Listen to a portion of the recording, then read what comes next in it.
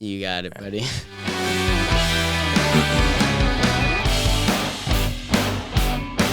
Welcome back to the DB Fantasy Scoop. I think this is episode 5 of the season. I'm Dom. And this is Brody.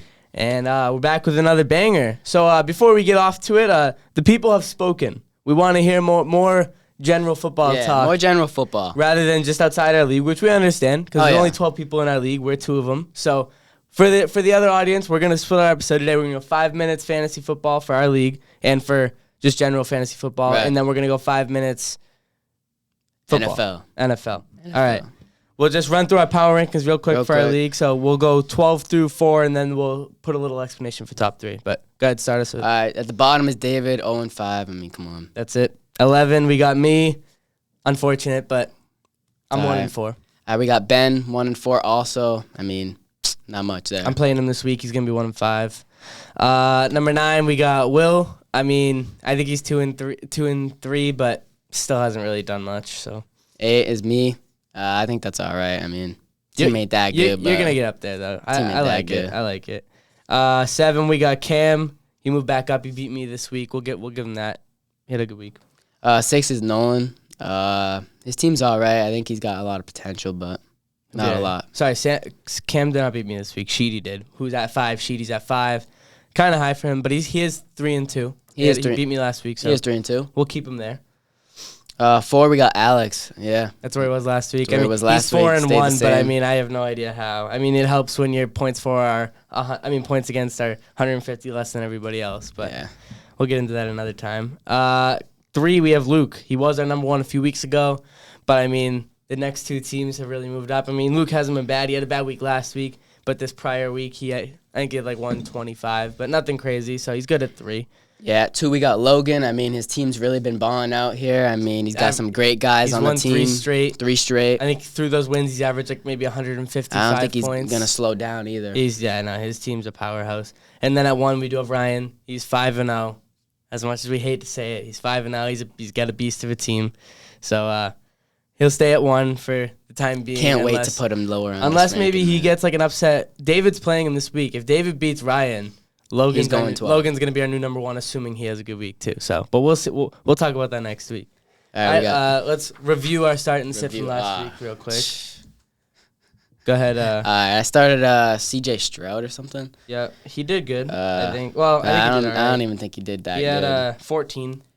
Yeah, that's like okay, but I was expecting a little more. Right, it's an average week. So it's average, I mean, it's not a bad start. I've seen way better out of him. I've seen way better out of him. Definitely. And my sit was Calvin Ridley. I mean, he had a good game. He had a good game, guys. What did he have? 20.6, 122 yards. Yeah, he went off, but I mean. You ate your words, though. I mean, it's okay. Happens to the best. Yeah, I mean, I don't know if I've had a good sit yet. Not sure. Not sure. I'm just going to start starting who you say sit. I don't know if you should listen to me again.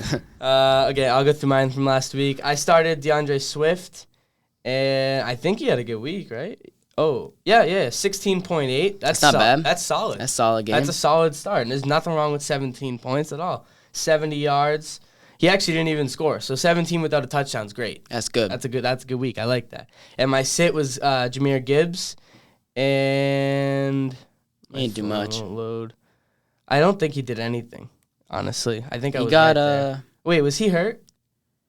Yeah, he was. So he didn't play. Okay. So I was right. He wasn't doing much. Good thing I said sit. He wasn't doing much anyway. He wasn't going to do it anyway. But yeah, all right. Let's go with this week's now. Move on. This week. I'm starting Jordan Addison, and this is because Justin Jefferson just got hurt. He got put on IR. I think Jordan Addison's going to do good, man. It's time. It's Jordan Addison time. It's Jordan Addison that start. time. And my sit is Deebo Samuel. They're going up against a tough defense this week. They give up the least amount of yards to receivers, the Browns, right? Mm-hmm. Yeah, so I don't think he's going to have a good game. I like that. I think Ayuk's going to be good, though. Yeah. They're going to go after Deebo. They're going to come for Ayuk. He's on my team. So I just think there's too many offensive threats, man. Like Kittle's starting to go off, too. Yeah. Okay, my start of the week is Dallas Goedert. I mean, I think he had 14.5 points on the first drive of the game last week. I think he finished with like 25. But, I mean, he started off real slow. I mean, last year he was solid. 12, 13 points a game. From a tight end, that's not much more you can ask for. But I think he's going to start getting back on his workhorse again. They're going to start implementing him more. And he has a favorable matchup this week, I think, too. Who are they playing? They're playing the Jets. Jets are all right, but I think he's going to do well. My sit is Brian Robinson. The Commanders have a wonky kind of offense. Like I think he averages like 11 points a game. But it's like some games they're heavy on the run, they're using him, and then some games they're heavy on the run, but they're using Gibson. And it's like it's not like a 50-50 split, but it's like I don't know if I trust Brian Robinson. I feel like he's really touchdown dependent. If he doesn't score, he's not going to. Yeah, I agree with that. I don't think he's going to do that good. Yeah. So I think that's good for the fantasy talk today. That's good. No, we'll wrap it up a little bit. Yeah, that's now all right. For the people watch that don't play fantasy football. Right. Mr. Hazel, you hit us with the thought-provoking question last week. Do you have another one for us this week? It's going to be on the same. All right. I think this is going to be the Belichick question. Is Bill Belichick, the GM, hurting Bill Belichick, the coach, and has the game passed him by? Interesting question there. I'm gonna go yes. Yeah, me too. Because I think, like I touched on this last week, but Bill Belichick I almost feel like he's afraid to make a big move in the offseason. Like we don't really.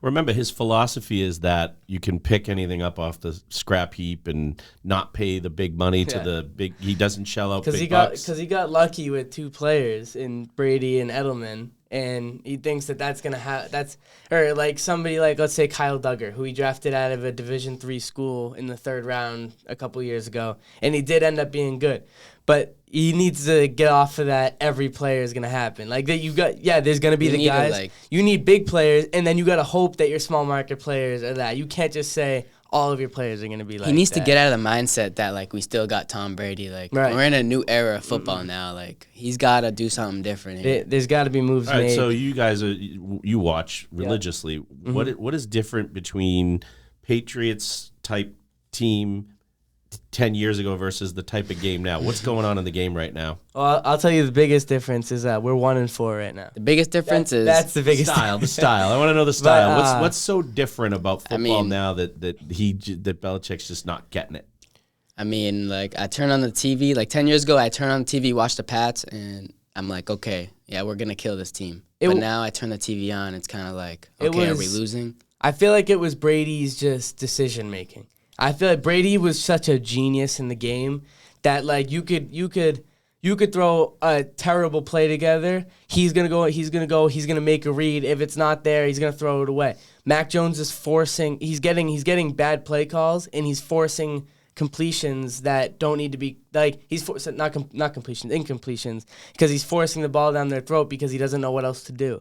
It's like he doesn't have like I feel like Brady came in with he came in with the mind of a veteran. Where Mac's in his 3rd year now, and I feel like he hasn't yet equipped that veteran mindset. Not at all. And it just makes it. I mean, our defense is. Besides the last 2 games. I have an opinion. Yeah, go ahead, share it. Belichick, his play calling and his style of football is everybody in a box trying to ram the football down the field. Mm-hmm. And today's NFL is a track meet. Today's NFL is spread offense, long ball. That's why the Dolphins are 4-1. Correct. Fastest team in football. Belichick looks at that style and cringes, and he's never going to adopt to that because his style is just, ram it down their throat, short check game, downs. short game, check, yes. Yeah. Yes. And hope maybe something explodes. Versus now you're playing ball control. You're playing against the Miami Dolphins, who have literally, I saw a stat the other day, the 10 fastest recorded speeds of this season, Dolphins players. It was Tyreek Hill, Raheem Mostert, and Devin Achane, and Jalen Waddle. 4 players, all top 10, all 4 Dolphins players. And that's why they're 4-1, and that's why I said they were going to be in the Super Bowl last episode. And Patrick Mahomes got wheels. Patrick Mahomes. He does. He doesn't have Tyreek Hill anymore. No, but he's got wheels. He can move. People can, the mobile quarterback, and that's yeah. Not I mean, a Mac's thing. not mobile. Yeah, he'll never. He likes pocket. That's why everybody's saying start Malik Cunningham, which I agree with. I mean, this season. I'm down with that. Look at where we're at in this season. Yeah, man. Try something new.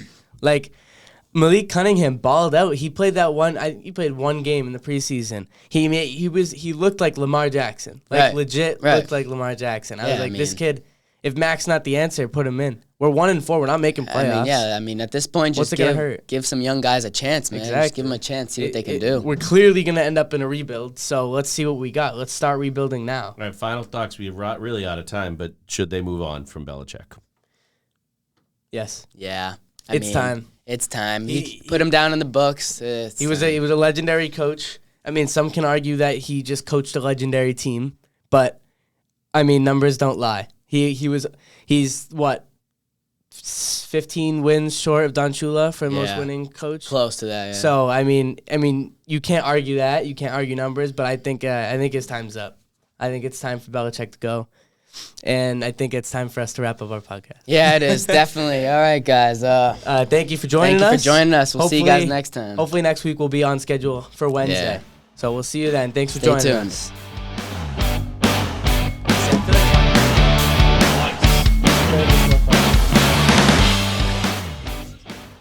There's more to